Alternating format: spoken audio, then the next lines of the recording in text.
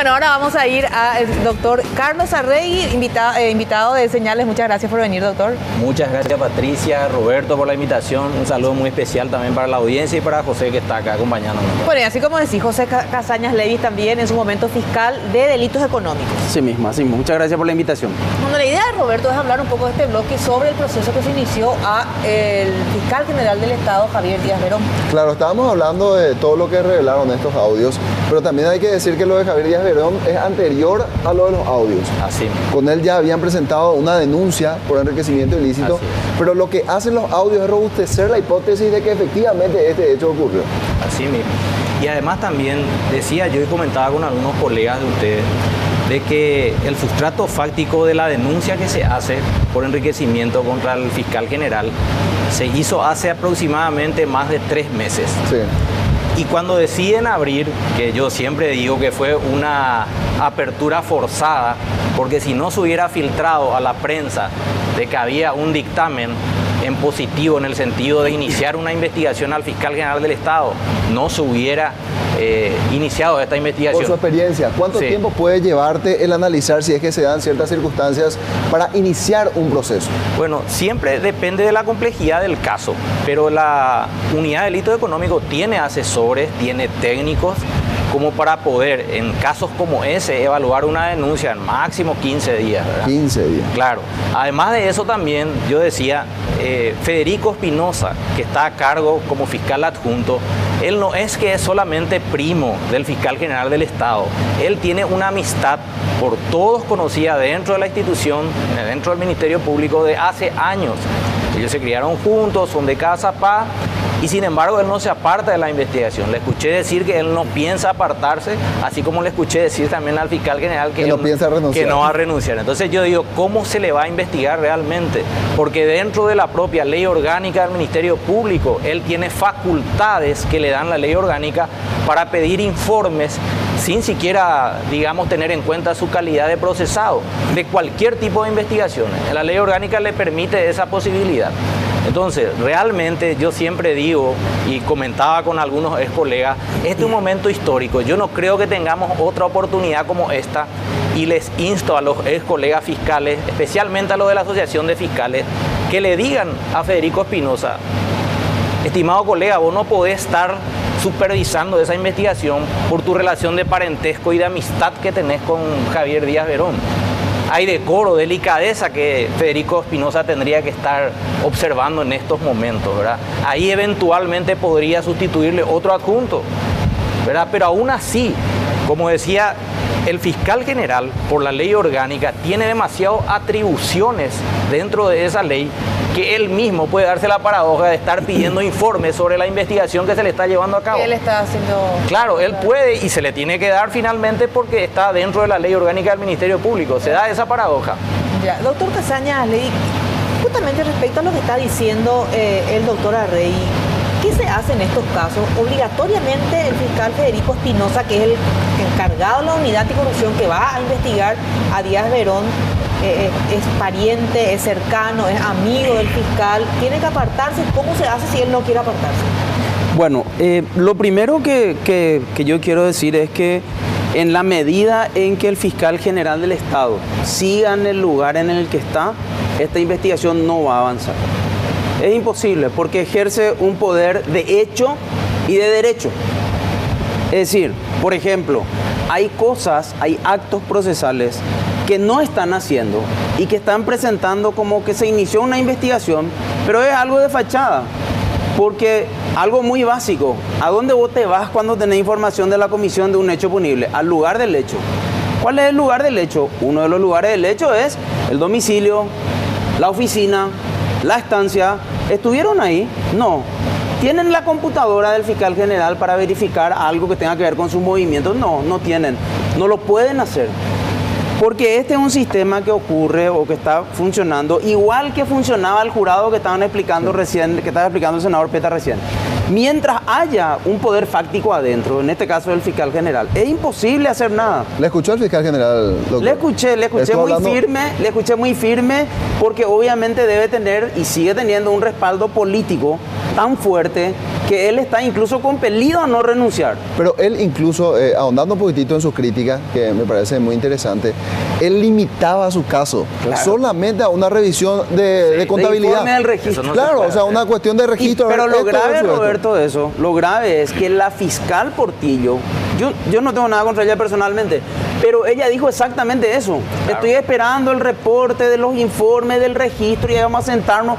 Eso es una falacia. Si no se maneja una investigación, nada menos que de una de las autoridades principales de la República. Ahora no se puede manejar así. Ella tenía que haber estado haciendo ya un allanamiento, ya claro. Constituirse en el lugar. Creo que Liliana Alcaraz está haciendo un procedimiento parecido, pero de otra causa. Claro. ¿Verdad? Pero ella se está yendo al lugar del hecho, está tomando evidencia, está hablando con la gente. El tema de los caseros, ¿verdad? Que se trató alguna vez. ¿Cómo se llegó a eso? Y ese otro detalle interesante en nuestro país, ¿verdad? Siempre o es de la sociedad o es de la prensa. Claro. Nunca la investigación empieza de adentro, ¿verdad? Claro. Porque los poderes fácticos controlan esa situación. Pero hay que partir de la base de la lógica más simple, doctor. Sí. O sea, el fiscal general del Estado no es una persona desconocedora del proceso. Claro. O sea, él sabe perfectamente cómo actúa un fiscal que quiere indagar acerca de un enriquecimiento ilícito. ¿Ustedes creen que él va a ser tan torpe de que solamente en su registro que venga un fiscal y diga, sí, acá están todas las inconsistencias? Claro, o sea, o también obviamente tenés que recorrer un universo mucho más grande. Es así mismo, y fíjate vos que parece un mismo libreto. El que decía hoy, que mencionaba a José, y el que dice la fiscal, con quien tampoco tengo nada personal, es el mismo libreto, ¿verdad? Entonces uno dice, bueno, ¿qué hacemos ante esta situación? Yo decía, si le sobra algo de dignidad a este señor, va a venir y va a renunciar, o por lo menos va a pedir un apartamiento temporal, ya que no vemos tampoco que haya algún elemento que nos haga suponer que van a iniciar el juicio político en su contra. Claro, la Cámara de Diputados se calla, ¿verdad? La diferencia de investigación en relación a lo que vos decías, José, dentro de la misma unidad, Liliana Alcaraz, al recibir el caso del diputado Portillo, ya se fue a Ciudad del Este, se entrevistó con los testigos, estuvo constituyéndose en oficinas que visitaba el diputado Portillo, claro, entrevistando a un montón de personas. Acá Yolanda Portillo dice que va a esperar los informes y del resultado de los informes y lo que le diga Contraloría, que por supuesto uno declara, claro, de acuerdo a lo que finalmente le va a cerrar, ¿verdad? Va a ser compatible, ¿verdad? Ahí va a evaluar qué decisión tomar. O sea, realmente esto es un simulacro de investigación y la gente tiene que saber eso. Ahora, la fiscal Patricia Doria en su momento se expidió en fecha correspondiente. Sí, ella es la directora de delitos económicos. Sí, puede correr esta investigación. Exacto, es una persona técnica y fíjense que el dictamen de Patricia Doria, que inclusive tuvimos oportunidad de ver por la resolución que saca Federico Espinosa, se basa exclusivamente, otro elemento que mencionaba también acá el compañero José, en las publicaciones del diario. No hay absolutamente nada nuevo. No cambió nada entre ese momento y este. ¿Por qué no abrieron hace 3 meses? A mí me habían preguntado algunos colegas de ustedes. Yo decía, hay que abrir de oficio. Y me decían, si usted estaba así, yo abría de oficio. Claro que sí. Es más, hemos abierto de oficio muchas investigaciones que siguen hoy su curso contra varios parlamentarios. Investigaciones justamente que hicieron que saquen de la fiscalía. Claro, que hicieron mi traslado, ¿verdad? Claro, un traslado, pero era para que salga. Para que salga de la fiscalía. El caso del señor Víctor Bogado, el señor Enzo Cardoso, el señor José María Ibáñez y otros cuantos. Eso y que uno siempre se preguntó, por qué están durmiendo esos expedientes. Claro. Estos audios también dan alguna respuesta. Igual hay que decir una cosa, digamos, para que no se tome como un tema personal, ¿verdad? Yo, por ejemplo, no le conozco a Díaz Verón, salvo el trato que tuve con él cuando fuimos con unos senadores a denunciar el tema Guajorú, donde tampoco hizo nada. Ahí entraron personas, robaron cosas de los campesinos que estaban ahí, se fueron senadores a quienes yo acompañé a la Fiscalía General, se hizo la denuncia, tampoco hizo nada. Ese es el fiscal general que nosotros pretendemos que sea investigado. Es imposible, ¿verdad? Y yo, como decía Carlos, le diría a esa gente que en voz baja está diciendo, no podemos, no estamos de acuerdo. Este es el momento en que el país le reclama. Ahora es cuando ellos tienen que salir a decir, señor Espinosa, esto no es así. Usted se tiene que apartar, pero no porque, como dice él, acá no hay causal de inhibición. Esa es una trampita. No es que no haya causal de inhibición. El punto es que la investigación no puede ser objetiva. ¿Cómo va a ser objetiva si el jefe es el que está involucrado en el hecho. Y él no va a renunciar si no hay juicio político o si no hay un movimiento dentro del Partido Colorado que le diga, señor, apártese, ¿verdad? Eso es lo que la gente debería entender, ¿verdad? Porque acá no, todos los cambios que ocurrieron, el impedimento de la enmienda, una no te calles, todos fueron por movimientos sociales de la ciudadanía. Acá no es que el poder va a decir, bueno, a partir de ahora somos buenos, somos transparentes. No es así. Porque fíjate que el discurso que se construye hoy y que pueden los incautos creerlo completamente, es decir, la demostración de que el Ministerio Público tiene independencia es que hoy le estén investigando al jefe. Eso fue lo que dijo Javier Díaz. Para nada, Sí, eso cierto. tiene, en realidad para la gente que estamos dentro del ámbito, sabemos que hay muchísimas investigaciones que se hacen para legitimarlo después, ¿verdad? Claro. Para Y decir, hay- me investigaron. Claro, estos resultados. formalmente ya se cumplió y bueno, Y no vieron, había nada vieron que no irregular. había nada. Bueno, otro punto que yo quería tocar en relación a los casos en que él realmente tuvo una intervención directa es el caso del firmatón, conocido como firmatón. Eso es una vergüenza. Claro, una vergüenza. Ahí yo mismo fui una de las personas afectadas. Me fui, hice la denuncia, hice mi propia investigación y en su momento le he llevado a uno de los fiscales que ahora está suspendido en el jurado de enjuiciamiento de magistrado, que es el doctor Ángel Ramírez. Uno de los mejores fiscales que tenía el Ministerio Público, hoy suspendido. Él fue suspendido y también le había llevado a Fabián Centurión y le dije, mira, porque a mí me pusieron en Luque. Entonces yo tenía los datos, inclusive de las personas que habían hecho eso, ¿verdad? Llevé cédula, llevé un montón de elementos más con otras personas que habíamos ido al laboratorio forense de la Fiscalía y nunca pasó nada. Y en voz baja me dicen, no podemos porque nos dijeron que esto se haga así despacito nomás, ¿verdad? Hasta que después tuvieron el argumento de que estaba en la corte, que tampoco ese es un argumento válido el que esté en la corte, ¿verdad? Porque Ese ellos sí pueden que es un urgir hecho que no igual va a nomás. avanzar. Y El se de la quedó ahí. firmatón sí que no va a avanzar. Definitivamente en quedó ningún ahí. caso, ¿verdad? Porque hoy en día Sí. muchísimas de las personas que están en ese tema figuran en la lista del Senado de la ANR. Ese caso no va a avanzar. Ese es el caso más grande históricamente Hay que yo foto, recuerdo de hay falsificación foto, hay de firma. discurso, hay Hasta de ahora todo. no recuerdo otro caso similar a ese, ¿verdad? Y un laboratorio forense que opera cuando realmente ellos tienen la intención y la voluntad institucional de hacerlo, de esclarecer realmente los hechos punibles, lo hacen. Y en este caso no se hizo absolutamente nada. Para recordar nomás cuando hablamos de la firmatón, estas firmas que el oficialismo colorado... en su Proenmienda. momento- Proenmienda. Exacto. Era que aparecieron y finalmente había una cantidad de muertos, gente que no estaba habilitada para eso, inhabilitados también, menores de edad, que finalmente no avanzó. Y hoy, como recordaba el doctor Costaña Levy, tenemos ya un fiscal suspendido, Sí. Sí. justamente intentando esclarecer el hecho, ¿verdad? Y si hurgan un poco más, que esto es lo que se conoce, él es el fiscal que tenía la causa de la esposa del señor González Daer, recordarán, de la escribana. Sí, sí, sí. Ella estaba acusada por falsificación de firma, Robert. Sí, sí, Claro, sí. y él es el fiscal que Los impulsó esa Hyper creo causa. que eran los familiares. Sí, que se- relacionados en esa causa relacionados a ese también. caso. Relacionados en Ahora, esa yo causa. quisiera preguntarle algo más, porque Sí. para que la gente pueda comprender el alcance de todo esto, a veces las anécdotas son válidas también. Claro que Usted sí. fue encargado, Fiscal general Fi- adjunto del área de delito de economía anticorrupción. cumplía cargo que tiene rol Federico Espinosa. exactamente, a eso quería así llegar. mismo, sí. Cuando usted decide o pasa por su despacho, los indicios que terminaron en imputaciones, por ejemplo, el caso que usted también lo mencionaba, el senador Colorado, alguien le llamó y le dijo, ahí no tenés que meter. Le advirtieron que estaba metiéndose usted en un terreno peligroso. Sí, vos sabés que yo conté una anécdota porque también le conté a colegas de ustedes. ¿Sabes quién se fue? Tenía un problema de salud, un hijo mío estaba internado en el sanatorio y se va, me llama por teléfono primero porque lo conozco, fue fiscal adjunto y uno de mis hijos era compañero de su hijastro en el colegio, el diputado Hugo Velázquez.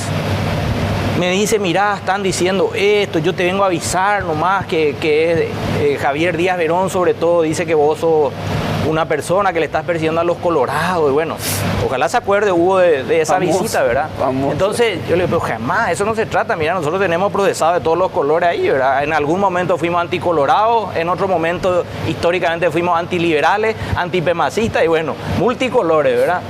No pasó 8 o 10 días de eso. Recuerdo que se toma la resolución esta donde Javier Díaz Verón decide y la resolución menciona mi traslado por mi excelente desempeño en la unidad de delitos económicos. La resolución está, Sí. está todo documentado y que él necesitaba una persona con ese perfil en central. Así fue. De tan bueno que era. De tan bueno que tenían era. sacar ya. de ahí. Sí, sí. Por supuesto, yo no acepté, ¿verdad? Y también tuve un diálogo muy muy, digamos, profundo con varios de los compañeros, algunos de ellos todavía en la unidad, y yo decidí renunciar. Pero vos le dejaste claro a Javier Díaz Verón frente a varios colegas. Frente a varios colegas, lo en que una creían reunión de él. en la que estuvo Federico Espinosa, le hablé de su tibieza y los actuales fiscales de la unidad anticorrupción y de delitos económicos estaban presentes. Y él no me dijo una palabra porque yo le dije, a vos te apretaron, a vos te pidieron mi cabeza y no fuiste capaz de salir en defensa de la gente. Y no te digo luego solo mía, le digo, sino de toda esta estructura que hay en el delito económico y anticorrupción y que está tratando de hacer bien las cosas. Yo recuerdo que cuando íbamos a hacer el allanamiento de la Cámara de Diputados, cuando estaban investigando los famosos registros, planillas del caso de la exdiputada, o creo que es diputada todavía Perla de Vázquez, ¿recordarán la hija de...? Sí. Y también de Víctor Bogado, me llama Roberto Zacarías, jefe de gabinete, y me dice, doctor, ¿sabe que el jefe me dice si hace falta allanar la Cámara de Diputados, si no hay que oficiar nomás? No, le digo, esto justamente tenés que irte a allanar el factor sorpresa y ahí constituirte, porque de esa manera vas a encontrar la evidencia. ¿Cómo vas a oficiar y esperar una semana para que te respondan? Claro. Y se maquilla absolutamente todo, ¿verdad? Bueno, y ese es Javier Díaz Verón, ¿verdad? Pero él no tenía la valentía ni siquiera de pedirme a mí. Él hacía pedido a otras personas, y su jefe de gabinete, que también es fiscal adjunto a actuar, ¿verdad? Roberto Zacarías. Sí. Bueno, ese es el modo de actuar de él. Y también recuerdo una anécdota, ya que estamos y escuché que estaban los panelistas en el bloque anterior. Sí.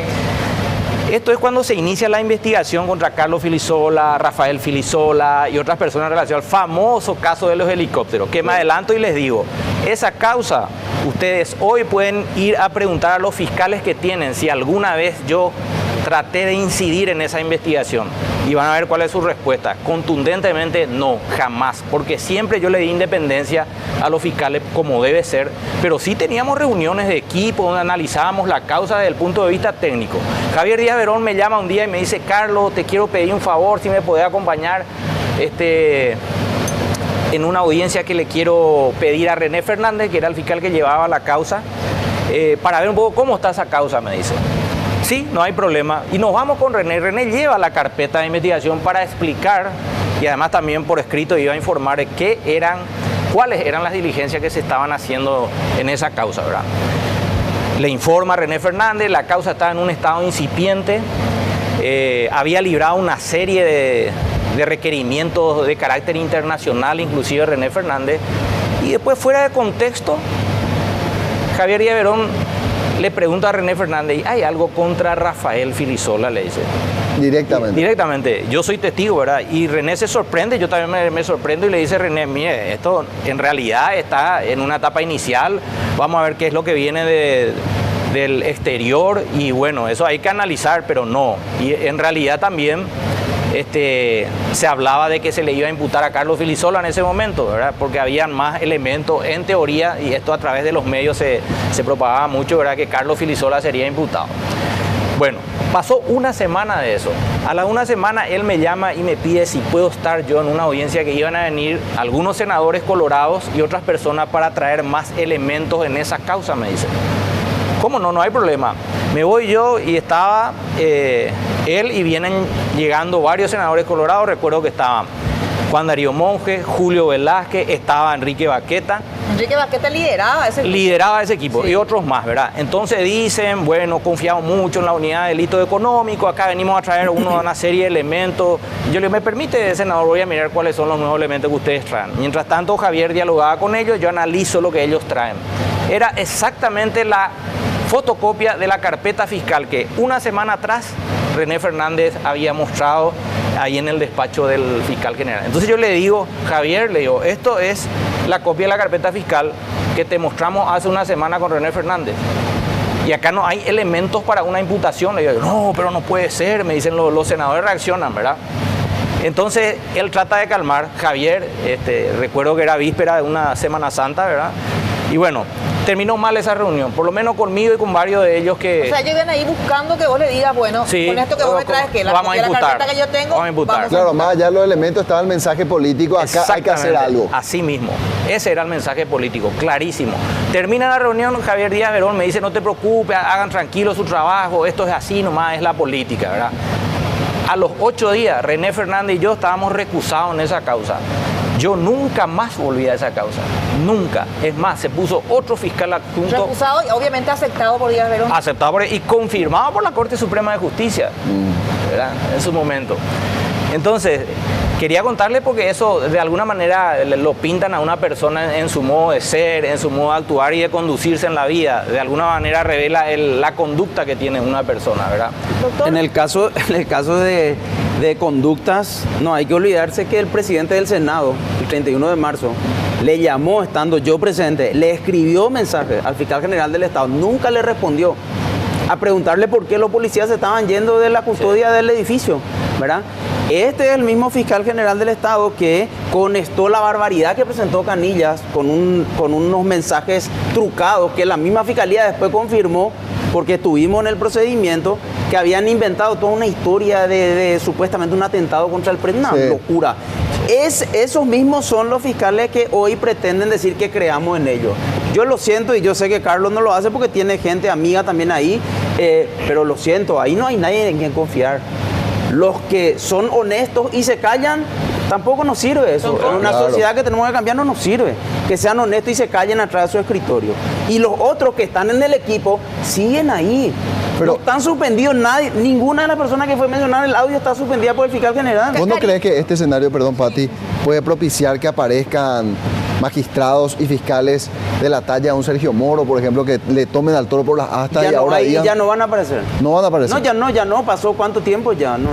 En el caso de Karina Jiménez, pues, ese audio fue tan contundente en donde ella negociaba con Raúl Fernández dos cuestiones. Uno, que por favor no le suspendan a ella porque había motivo para suspenderla, porque había cambiado la carátula de un caso, un joven había sido asaltado, la había cuchillado, otro y ya cambió la carátula de manera que no quede como un intento, como algo agravado, ¿verdad? Pedía auxilio y por otro lado hablaba otra vez con Raúl Fernández pidiendo trancar un proceso para que logren ganar más plata. Increíble. ¿Cómo ella no está suspendida? Claro, no, es que además, en el caso de Fernández y de todos los que están ahí involucrados, la Fiscalía tiene elementos para pedir prisión preventiva. Sí. Yo no entiendo por qué no pide. ¿Cómo ellos creen que estas personas que administran una asociación criminal van a estar sentados en su casa y no voy a pagar nomás mi teléfono? No, eso no funciona así. Por eso en este tipo de investigaciones uno o entra con todo o no entra. Pero no a medias tintas, no diciéndola, no, prisión domiciliaria. Y no digo yo, cada uno es responsable de lo que hace, pero quiero decir eso, porque si no parece como, no, están investigando. En realidad una investigación, como decíamos, un simulacro de Light, totalmente descafeinada. Desde el primer momento. Y hay otro audio también, Pati, Roberto y José, que es el de Nadine Portillo. Sí. Ella es la que escucha que se están cometiendo hechos punibles y encima bala, se ríe, increíble. en fin, hablan de protegerle al Contralor. Raúl Fernández le cuenta, comenta detalles. cómo es que la esposa, la pareja del Contralor se va a plantearle, en fin, todo eso comenta la fiscal, ¿verdad? Y Fernanda ahí es que le dice, ¿verdad? Ella es la que le dice que hay que seguir sacando, por eso hay que extender en el tiempo esta investigación, ¿verdad? Esa es Nadine Portillo, ¿verdad? Y el caso de Aldo Cantero también no pasó absolutamente nada. Es más, a Nadine se le llama como testigo. La unidad de delitos económicos se tiene que desmantelar. No hay vuelta acá. Hay que empezar de cero.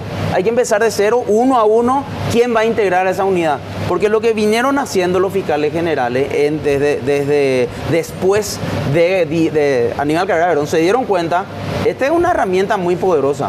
Claro. Y entonces empezaron a poner funcionarios, fiscales, y fueron metiendo gente en esa unidad, ¿verdad? No le pido a Carlos que consienta lo que yo digo, esa es mi percepción, ¿verdad? Fueron metiendo gente hasta el punto que hoy vemos lo que está pasando. Para utilizarla como Claro, por supuesto, o para controlar o para ejercer presión. El tema del estudio jurídico donde está Carmelo Caballero es un tema a voz viva.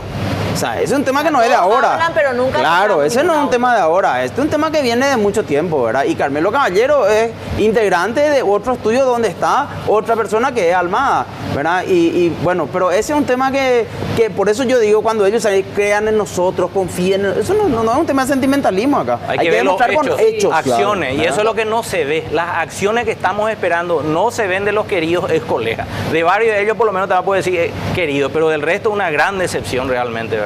Ya. Entonces Doctor, quería nomás decir en relación a todo esto cuando le escucho a Javier Díaz Verón aferrarse al cargo y decir que él no tiene por qué renunciar. Él no tiene opción, Carlos, él no tiene opción. Digo yo, ¿verdad? A la clase política, a los diputados que están tratando de iniciar un juicio político, a los que tienen esa intención realmente, este es el momento, señores. No vamos a tener otra oportunidad. Esta es la oportunidad histórica que tenemos. Bueno, el doctor Casañas Levis me decía en el corte, el caso de González Daer es apenas una anécdota, ¿verdad, doctor? En todo lo que ocurre. ¿Por qué te referías solamente a una anécdota? Porque finalmente fue un caso que destapó la corrupción con pruebas, con audios, periodos de investidura, pero esto debe continuar. Porque yo creo que es una muestra de cómo funciona el sistema. González Daer, no hay que creer que él es el amo y señor del tráfico de influencia en el Paraguay. Ese es un tema que se repite en la Corte, en la Fiscalía, en todos los niveles de administración del poder. ¿Por qué? Y porque no hay control, ¿verdad? Es totalmente inaceptable que los miembros del jurado digan que ellos no sabían qué es lo que estaba pasando y como estaban mencionando antes, 700 expedientes, es una locura, ¿verdad?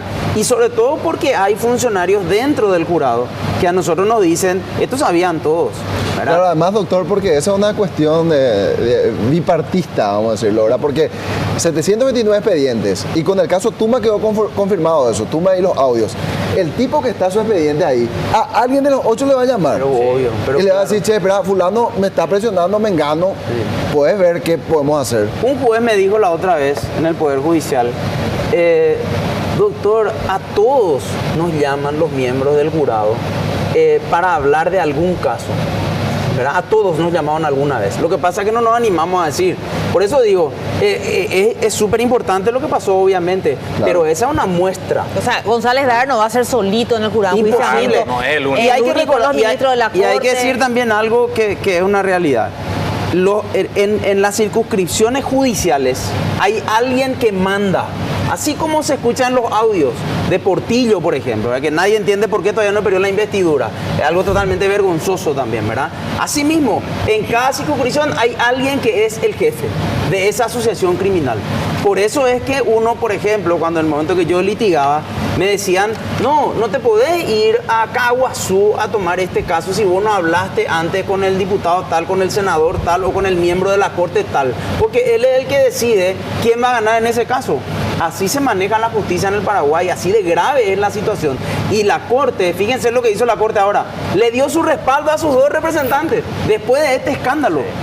Entonces, cuando tenía que haberle pedido explicaciones de por qué permitieron que suceda todo esto. O el presidente de la Corte, a quien yo le conozco porque es mi colega en la Católica como docente, Benítez Riera, ¿cómo es posible que él no salga a decir a la ciudadanía, señores, esto no es así? Es mentira que yo haya intervenido en la conformación de la terna de fiscal general.